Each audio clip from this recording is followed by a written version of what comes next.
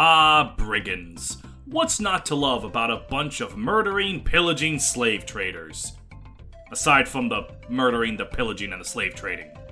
Brigands have had a long history in Fire Emblem, being around from the very first game, and are often characterized as early game enemies. Nothing more than bandits to slice down before the game's story decides to show you someone actually significant.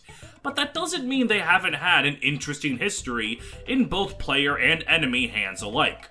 So for today, let's look at the Brigands, and their pirate and berserker brothers, and just see how the class has evolved throughout Fire Emblem's history. And don't forget to like, comment, and subscribe, or else I'm going to make like a brigand and set your house on fire and raid it for all of its worth.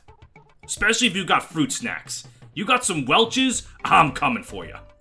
There is no meme. This is just a threat. The Axe-Faring Bandit class makes its start as the Pirate class in Fire Emblem 1, being a dominant class for a lot of the early game, and having some unique tendencies.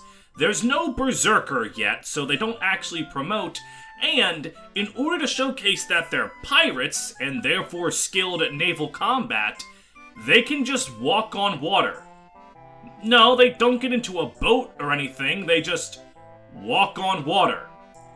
While that is a literal miracle, it's not actually that impressive, as you never really have to worry about them coming at you from the water in any way that's that different from them coming at you on land. Still though, they serve their job as an early game enemy pretty well. They can do a little bit of damage and can kill you if you're not careful, but they're ultimately not that difficult for any player with a brain. And in terms of playable pirates, you managed to pick up one, Doros, and he's not that great. But as I said before, he's not able to promote because his class can't, and he's not really someone you want around. Sure, he could walk across water, or I could just have Sheeta fly across water. His combat isn't very great, and he's immediately outclassed by Barst, Cord, and Board. He doesn't really offer anything in the long term or the short term. There is one thing noteworthy about him, and he was a meme in the Fire Emblem community back in the day, for his ending which said, Doros, he became Sail. And that's it. That's all you needed back in the day to be a memorable Fire Emblem character. No supports, no backstory, just Sail. God bless. In Fire Emblem Gaiden, pirates and brigands are now just thieves. They all use axes, and there's nothing particularly special about them. You just kinda fight them for half the game, and then when it's time to fight Duma and the evil Cantors, you forget about them entirely. There's no player-controlled brigand either, so axes as a concept are enemy only in FE2. So that's about the only interesting thing about them. Yep, they show up, they get stabbed 37 times by Alm, they get set on fire by Celica, and life goes on. They don't have much of a presence in Fire Emblem 3 either, because in its retelling of Fire Emblem 1, Doros is completely removed. He's one of the 6 characters that just isn't in Fire Emblem 3. They decided that he was so ass that he was not worth bringing back. Which is kind of sad, but also kind of understandable.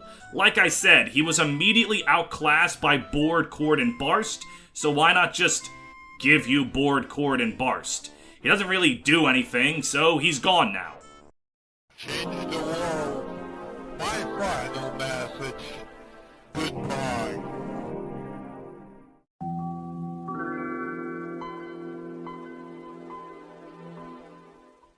Rest in peace, my boy, but it was understandable. And in FE3's Book 2, there are no recruitable pirates or brigands either. So, yeah, for 2 straight games, the player is not allowed to use pirates or brigands. So, pour one out for the 12 Doros fans that exist. They were really let down with Fire Emblem 3, let me tell ya.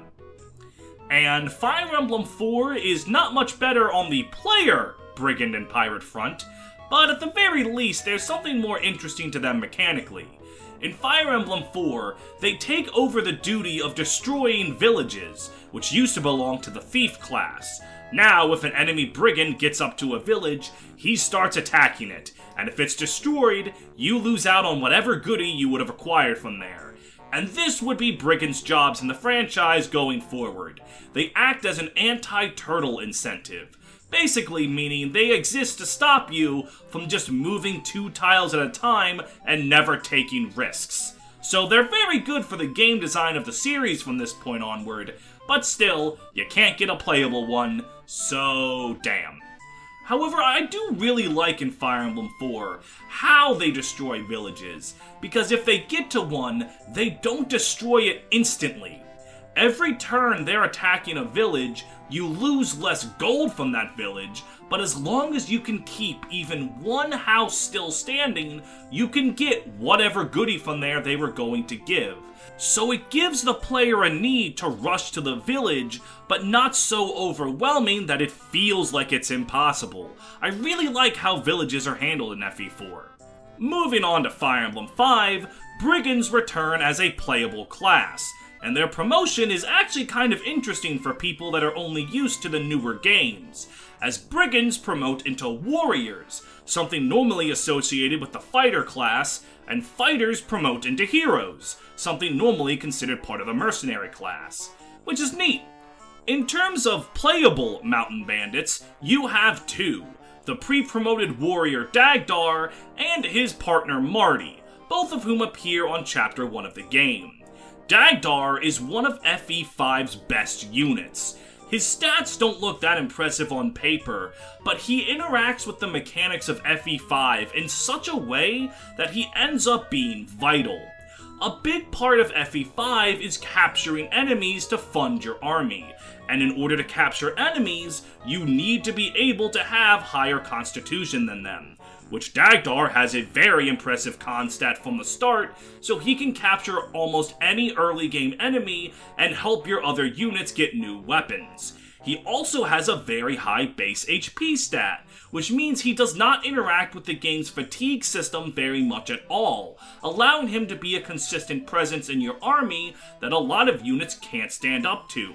And on top of that, you get the Brave Axe in Chapter 1, and Dagdar can immediately equip it to have an incredible offensive presence both for killing and capturing enemies. Sure, the Brave Axe was a gift from Halvin's sister, specifically for Halvin, but it's not a proof weapon, so take that shit out of his hands and give it to Dagdar. He is, in my opinion, the best way to implement the Jagan archetype in the franchise. He's incredibly powerful early, and even when his combat starts to fall off, his supportive role with capturing never goes away, making him an incredibly solid unit and one of the best in the game, if not outright the best. By comparison, Marty is not very good. He does have ridiculously high HP and constitution, so he can fulfill the same capturing role that Dagdar does, but Marty's base skill and speed are both 0, and his growth rates in them aren't anything to write home about. So he really struggles to hit or kill anything for pretty much the entire game. Now, Thracia is the game where bad growth rates arguably matter the least, and thanks to the Crusader Scrolls, you can pump Marty's speed and skill growth rates up a considerable amount, but you could also be doing that for someone else that would contribute more and contribute more easily. Marty does, however, have the best promotion gains in the game, getting a massive +5 to skill and speed when he promotes, and given that stats cap at 20 in Fire Emblem 5, that's incredibly powerful. But Marty is more funny to use. Can you use Marty and have him contribute in a big way? Yes. Should you do that? Probably not. But is it funny to do that? Yes. And honestly, the Brigands in Fire Emblem 5 have good lore to them. Fire Emblem 5 is a story all about systemic racism, with North and South Thracia's petty war of nobles causing real harm to its citizens, and a lot of the Brigands you meet, both as allies and as enemies, are only doing so because they don't have a choice, Travant and Quan's bullshit is starving them, killing their people, and they don't have a choice but to fight back. In fact, Gomez, someone who's nothing more than a one-off chapter boss, leaves an incredibly strong impression on Leaf and is one of the important characters in making Leaf's character arc work. It's really neat how they go about this, while also not saying, hey, Brigands can steal all they want because they have sad reasons to do it. It finds the middle ground of being sympathetic to them while also acknowledging the danger they're causing. It's really good, and Marty and Dagdar both play into this, being ex-bandits. So yeah, they've got good lore, they've got a good unit, and they've got a funny unit. Brigands have a really good showing in Fire Emblem 5. And on the subject of Dagdar and Marty, they have the distinction of being Fire Emblem's first gay couple, with Marty being described as, quote, the man who Dagdar loved. And this pairing has even gotten some recognition by Soda Ippei, the main character designer of Fire Emblem Echoes. So yeah, love wins. Happy Pride Month. Before we move on to Fire Emblem 6 though, I do want to bring up that Berserkers do make their debut in this game, but they are an enemy-only class, and they all have the skill Wrath, which means that they will automatically crit you if you attack them. So yeah, they're a dangerous class, but you're just not allowed to play with it. Get fucked, bozo.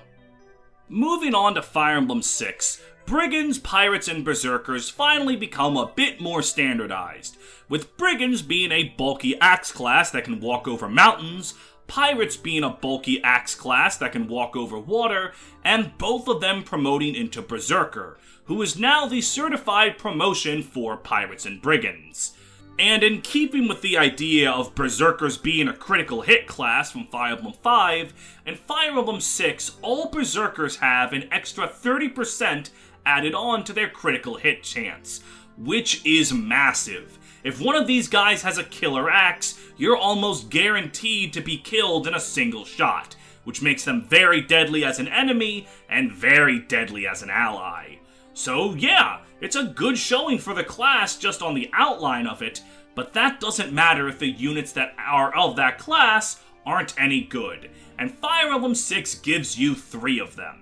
Starting off, you have the Pirate Geese, who suffers from being not good enough at anything.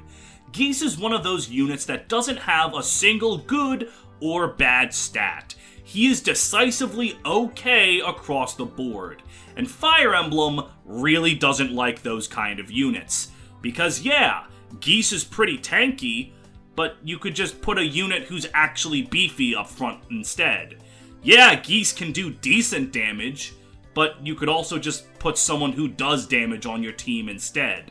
He's not bad, and if you use him, he will contribute, but just, you really could be doing better.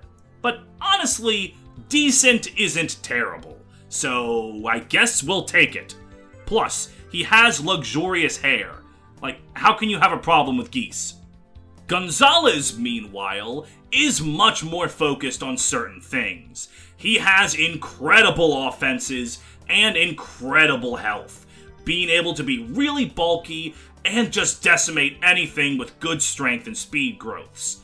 The problem with this is his skill growth is garbage, and his base skill isn't that great either, and this is a bit of a problem, as axes in Fire Emblem 6 have pretty piss-poor accuracy, so Gonzalez will struggle to hit things fairly consistently. He makes for a great candidate for secret books though, and his promotion gives him a huge boost to his skill, so there is light at the end of the tunnel for him, but it is a little difficult to get him there. And Gonzalez also has another weird quirk: level disparity. Gonzalez is recruited on the game's Western Isle route split, and of all the characters that are recruited on it, he's the only one that has his level different depending on the route. On the A route, he's level 5. On the B route, he's level 11, and his stats don't change. So it's really weird, but that actually can kind of be a benefit, Since he starts at level 11, you can promote him immediately, shoring up his shaky early game with promotion gains at the cost of his late game performance being a little weaker. So it's kind of a balancing act of how you want to play. Do you want to take Gonzalez efficiently? Go B route. Do you want to fuck around and spend 50 turns in the arena? Go A route.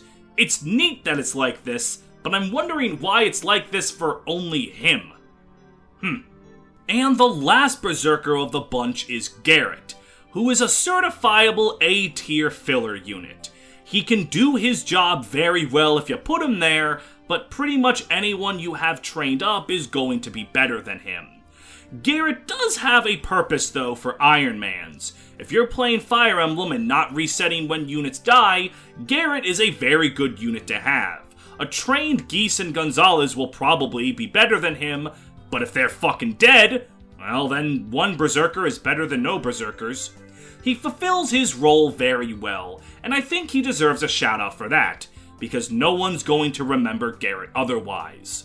And all three of these units have a common thing that links them together as characters. None of them want to be doing what they're doing.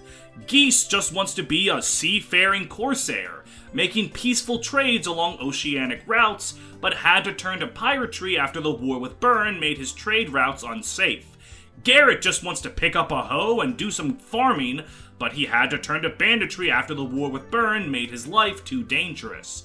And Gonzalez really just wants to be loved by anyone, but his horrible, grotesque appearance makes him hated by anyone who talks to him, and he had to become a peon for bandits. It keeps the idea from FE5 that none of these bandits want to be doing what they're doing, and makes them nice characters. So yeah, a little bit of lore there, if not as important as FE5's. So yeah, pretty good showing by Berserkers in Fire Emblem 6.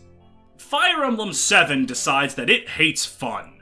And by that, I mean that they decided that the 30% crit chance that Berserkers got was just too much, and cut it in half to only a 15% crit boost, which would be the standard for Berserkers moving forward.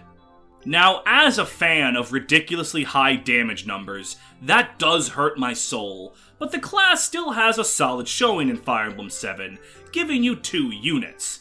First of all, it gives you Dart, who is a pretty good Berserker. He's quite similar to Gonzalez in how he starts kind of slow, with some shaky accuracy issues.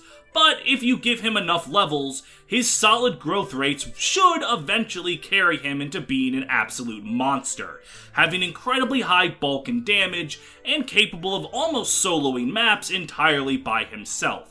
But Dart has a really weird problem. His promotion item is no longer the Hero Crest. Now it's the Ocean Seal, an item that only promotes pirates. And the only Ocean Seal in the game is found in the desert, as a hidden treasure that you have to stumble upon. Sure, with the power of the internet, anyone playing now knows where it is, but imagine playing Fire Emblem 7 and wondering why the hell you can't promote Dart yet. It's just really weird that it's done like that.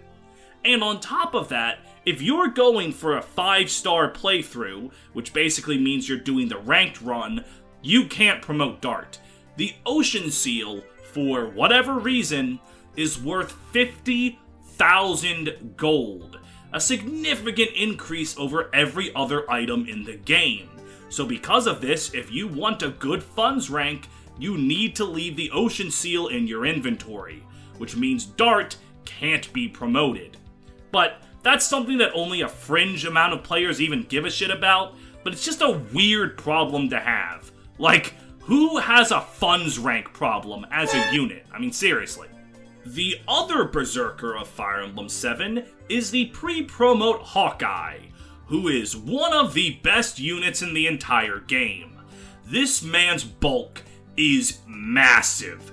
Those big pecs of his aren't just for show, they're for shrugging off stab wounds. A massive base 50 HP and good defenses means that Hawkeye can stand on the front lines and virtually never be in danger, especially if you give him a dance from Ninian's defense boosting ring.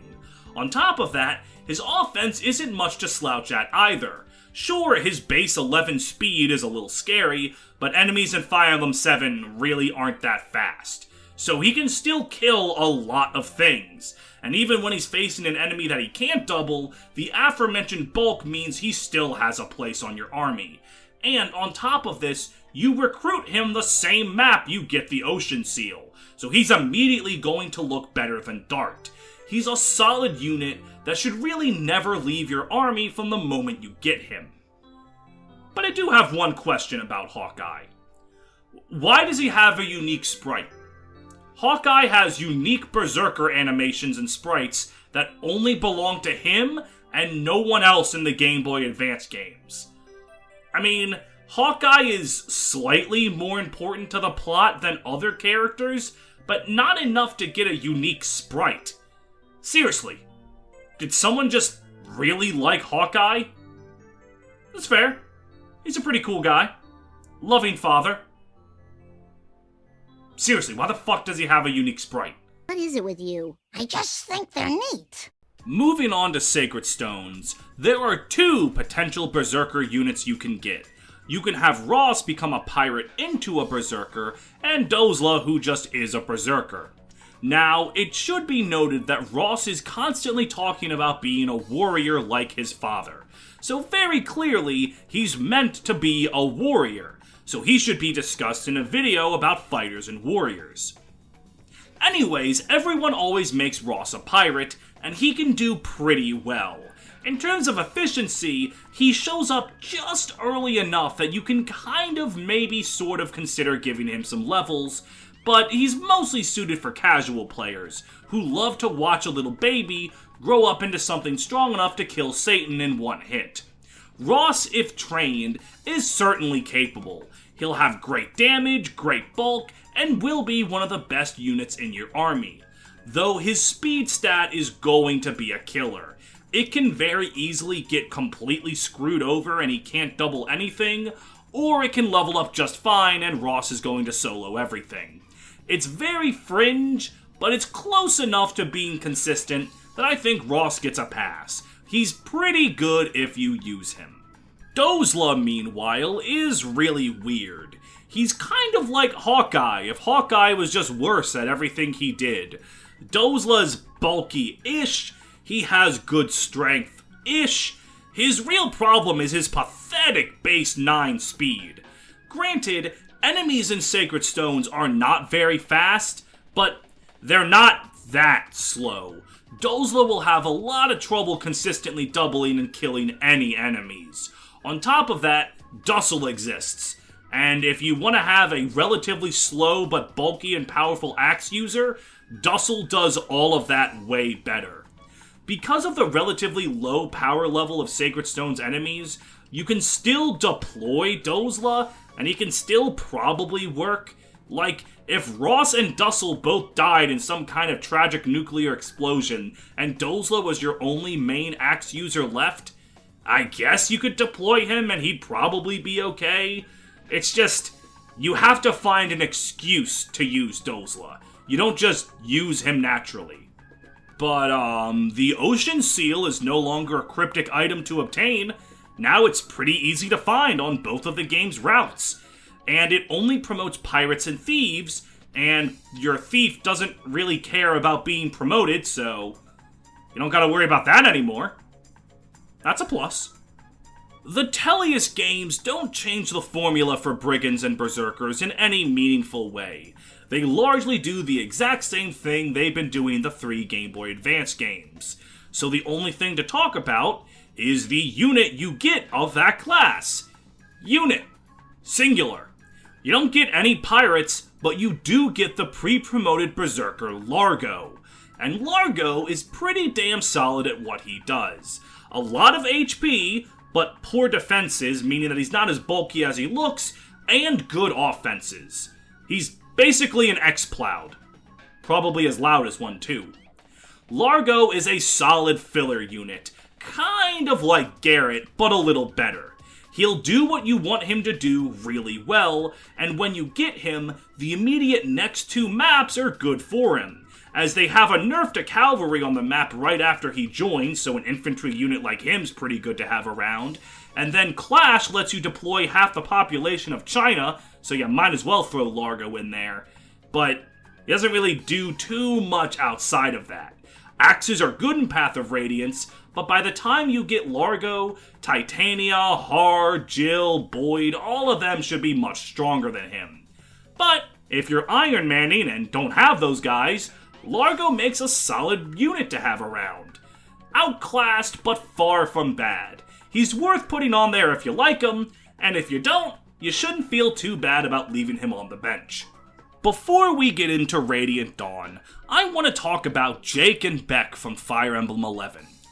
These two are units called Ballisticians. They can attack from an incredibly long range away, and their class doesn't return for Fire Emblem 12. But to make fans of those units happy, they do still incorporate them, and instead just change them into a bow-adjacent class, with Jake becoming a warrior and Beck becoming a horseman, allowing fans of the characters to still use them even if their class no longer exists. I'm bringing them up because Largo does not get that same luxury. Berserkers no longer exist in Radiant Dawn. So what do they do with Largo? Maybe change him into an axe armor or a warrior so you can still play as him? No, they cut off his fucking arm. In Radiant Dawn, Largo is not recruitable by the Crimean army because he lost his right arm in an accident in between games, so he can't contribute to the army anymore. Yeah, they don't try to give him a new class, they just fucking cripple him. And also, if I may say, I don't feel like Largo would be stopped by losing an arm. Given his character in Path of Radiance, I think having only one arm would just make him try to be a Berserker even harder. But I digress. In fact, I don't think it's entirely uncommon for people to not know Largo lost an arm, as it's only told to the player in an optional base conversation, and if you're not really paying attention to what they're saying or you're speed reading, you might completely miss the line about Largo not having an arm. Also doesn't help that his sprite doesn't really showcase the lack of a right arm very well. Still, I don't know why they fucking hate Largo like this, but yep, that's the fate of Berserkers in Radiant Dawn. Moving on to Shadow Dragon, your only canonical pirate/berserker is Daros, who is even worse. Basically, a good rule of thumb to know is any unit that was decent in Fire Emblem 1 is probably bad in Shadow Dragon, as the game's difficulty and enemy quality is much higher. So you needed to be an amazing unit in FE1 to be even good in FE11. So you have a unit like Daros, who was already bad, and yeah, now he's actual shit. He can't contribute, he's outclassed, he's just not worth deploying at all. But some units can reclass into pirates now. For all that's worth. Moving on to New Mystery of the Emblem, and you would think that Daros is probably dog shit again, because New Mystery is infamous for having some of the worst units in the entire franchise. Being a good unit in this game, heck, even being a mediocre unit in this game is really difficult. But someone at Intelligent Systems said enough is enough, Daros will have his day. As in this game, Daros is a pre-promoted Berserker who shows up about halfway through, with good base stats and good growth rates. He can contribute immediately, and he should level up well enough to contribute in the long term. He's not like S tier or anything, but he's really good. So everyone, give a round of applause to Daros. Finally good enough to be used after nearly 20 years of existing. Give him a round of applause, everyone. Yeah. Daros time. Fire Emblem Awakening is weird for Berserkers. No unit in your army can naturally become one with the class they start out as. They are exclusively a promotion of the Barbarian class, which is basically the exact same as Brigand in all but name. And Barbarians are only obtainable by certain units reclassing. you do not get a natural barbarian. So, considering that this entire video and series is talking about natural members of the class, I don't know what to do here. It's not like Berserkers are really the greatest in Awakening either. Their class skills are Wrath, which, while decent, isn't exactly the most reliable since you have to be half dead to activate it, and it's only a mediocre 20% boost, and it does give Axe Fair, which increases your strength by 5 if you're with an axe, which is pretty good, but you gotta be level 15 as a Berserker to use it. So it does take a long time for one skill that's pretty good. Also, Berserkers don't have a natural crit bonus anymore. It's just gone. Which, why? That was literally Berserker's main thing, was the crit bonus. And it's gone now. Ugh. Thankfully, Fire Emblem Fates really has Berserkers' backs. Now it's a promotion of the fighter class, which is kind of a funny way for things to come full circle, with Brigands promoting into the Fighters promotion of Warrior in Fire Emblem 5, and now in Fire Emblem Fates, Fighters promote into Brigands promotion Berserker. And Berserkers are really useful. They now have a plus 20 critical hit chance at the cost of losing 5 critical evade, which, you know, you gotta gamble, so that's great. And they get useful skills. They get Axe Fair again, but they also get Rally Strength, increasing the damage of all of their allies around them, so it allows them to fulfill a supporting role if they're ever in a situation where it's too risky for them to go up and attack something. It's really nice for Berserkers to be good again, after they were so weird in Awakening. And while the class is good, the units that you get are also pretty good for it. You have 2 options for a Berserker, Arthur and Charlotte, though it should be noted that Arthur is very clearly meant to be a hero, because fucking look at him. And also when you fight him as a pre-promoted enemy, he is a hero, while Charlotte is a Berserker. So for this video, I'm only going to cover Charlotte, and whenever I get around to making a video on the history of fighters, I'll cover Arthur. Charlotte is interesting, because she does have a very good use, just not for actually fighting. When she pairs up with an ally, she gives a good bonus to strength and speed, so it's really worth deploying Charlotte for that, much less so than her actual Berserker combat. She shows up just a little bit too late into the game and at too low a level to make it really worth investing in her long term from an efficiency standpoint. In a casual standpoint, you can make her a Berserker and she'll do the job well. Like I said before, Berserkers get a lot of love as a class in this game. But yeah, very funny enough, she is very useful as a backpack. Slap her onto someone, never let her get separated, and she and her partner will take on the world together. And she will also steal all the money in his wallet, but that's neither here nor there. Moving on to Fire Emblem Echoes, Brigands in that game function the exact same as in Fire Emblem Gaiden. But they are very significant because of something very funny. In Fire Emblem Heroes, the gacha game spin-off for the Fire Emblem series, they host a tournament every year where people can vote for their top 2 favorite men and women across the entire franchise, and the winners get special costumes for the gacha game. Now, one year, they suddenly allowed you to vote for Brigand Boss, the unnamed early game boss that Alm kills in the first 30 minutes of gameplay. And everyone went, "What the fuck, that's weird," and voted for him as a joke! And then he made the top 20. As a joke! So Fire Emblem Heroes gave him an appearance in the gacha game. Now, I could personally be angry that fucking Brigand Boss has gacha game recognition before the likes of Dagdar or some of my other favorites, but honest to God, that's just really funny, so I don't care that I could be angry about it. But I am a little angry about it. But it's mostly funny, but I am a little angry. It's really funny that he's there. The anger is all-consuming. But it's a joke. I'm going to kill someone. Moving on to Fire Emblem Three Houses, Brigands are a standalone class. They don't promote into Berserker, there's nothing leading into them due to how Fire Emblem Three Houses class system works. They're just something that you can become early in the game, and then you eventually ditch them for an actual stronger class, like Wyvern Rider. However, even though no one is canonically a Brigand, they are arguably the most important class in the entire game, because they are the only way you can get the skill Death Blow, which increases your attack by 6 when you're initiating an attack.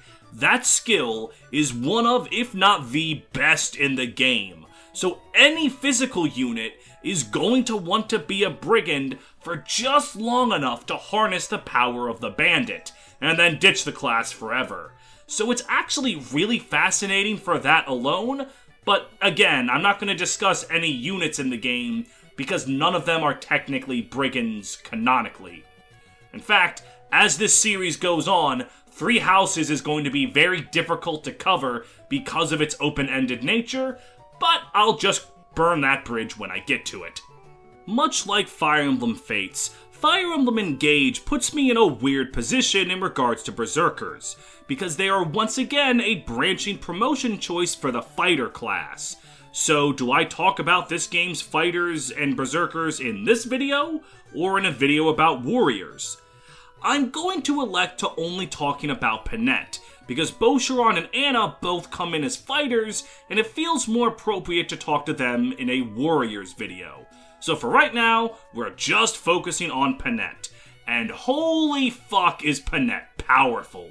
She takes the Berserker's high damage and crit chance and jacks it up to its logical extreme with her own personal skill, giving her a crit bonus just for being damaged. Combine that with any rings you can give her, and she can eventually get skills that let her survive fatal blows, meaning she can do more crits, get Vantage so she can attack first and score a critical hit, or get Wrath and get critical hits just for being damaged again. Panette is an absolute monster who does require some ring investment, but the payoff is more than worth it, and she is one of the strongest units in the entire game. Genuinely one of the best showings for the class, and in competition with Hawkeye for best showing in the series. Fire Emblem Engage currently has Berserkers retiring at the top until the next game. Genuinely a fantastic showing for the class. Honestly, before looking into this video, I didn't realize just how consistently good Berserkers really were. Yeah, there are some duds like the Pirate Daros, etc., but really, most of the time, they're usable at least, and incredibly powerful at their best. This class is one you should always consider using whenever you play a Fire Emblem game. Good damage, good bulk, they are always worth deploying. In fact, why don't you become a Berserker? Run out into the street, rip your shirt off, pick up a really big axe, and just start swinging at whatever you see. And remember, if the cops try and stop you, you have a battle axe, and I'm pretty sure they don't. So you win those. There is no joke, take an axe to your local community.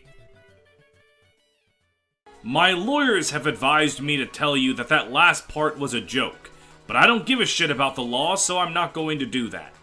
Thank you very much for making it to the end of this video. I had a lot of fun working on this, and honestly, if I keep doing these, what class would you like to see me cover next? Do you like how the video's been formatted with the 2 episodes so far? Let me know. You're still early enough to change things. If you enjoyed the video, please consider liking and subscribing, and also joining my Discord server or my Patreon. The link to both are in the description below, and I would love to have you around to chat in Discord, and I would love to take the money right out of your wallet and blow it on frivolous things like a third order of Taco Bell in the last 3 days. My patrons include the likes of Adebayo Thompson, Alex Arliga, Amu is not beating the Tails allegations, Andrew Crockett, Bean Juice, Benz Again, Dr. McBackstab, Hell on Heelys, Despacito 2, Larmachi, Lysevening Bolt, Lindis Mine, Natsume, Terumi, Susano O, The Divine Warrior, Kobo, Kaneru, Lambda 11, and Takane Lu in a Trenchcoat. Marth War Criminal, Morga Logan, Plaid Arrow, Plaid is pronounced like the pattern, Ranger Man Sam, Shen Lu, Very the Artist, Yugirl Owen, Brentendo 11, Drew Hack, Fire Emblem Lord, Ginger, Goo Gaga, Cornelia Milkers 92, Inverse, Lev Maverick, Maple Knight, and Upscale Furry Trash. Thank you all for your continued support, and I will see you in the next one. Take care.